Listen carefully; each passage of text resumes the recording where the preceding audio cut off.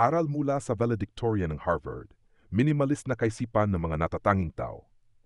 Ang boss ko ay naging valedictorian sa entrance exam sa lungsod nila, nagtapos sa Harvard University, at nagpatuloy ng graduate studies doon.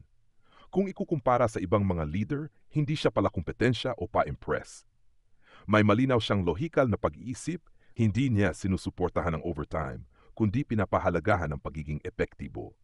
Kapag nagbibigay siya ng trabaho, malinaw ang direksyon, mahusay sa pagharap sa problema, at napakahusay, kaya't hinahangaan siya ng mga empleyado at mga boss. Sa ilalim ng kanyang pamumuno, napansin kong ang buong pagkatao niya ay isang halimbawa ng minimalismo. Minimalist na pag-aaral.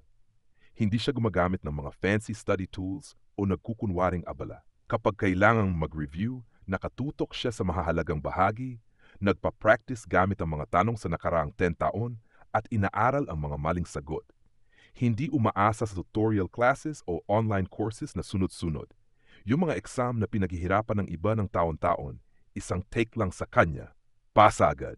Minimalist na pamumuhay. Simple ang pananamit.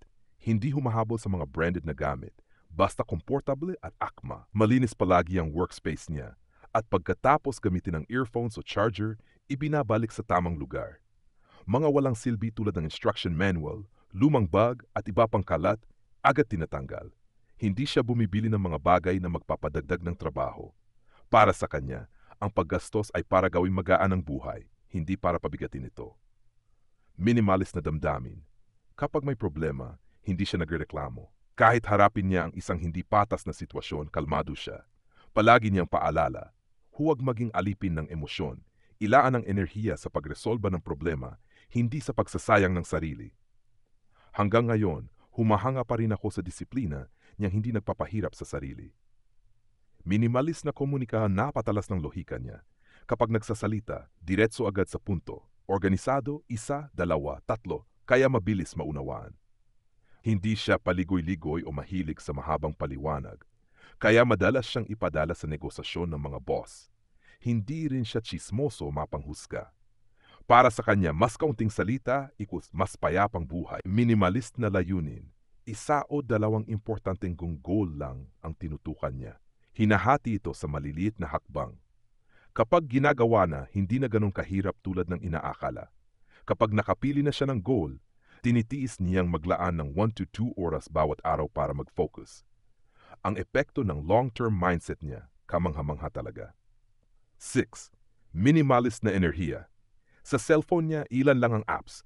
Para sa kanya, ang oras sa social media ay mas mainam pang gamitin sa pagbabasa, pag-ehersisyo, at sapat na tulog. Hindi siya naapektuhan ng mga tsismis o tagumpay ng iba. Nakatutok lang siya sa sarili niyang landas. Minimalist na relasyon. Isa siyang tech guy na simple ang buhay at mahal ang pamilya. Puno ng sticker mula sa anak ang cellphone at laptop niya.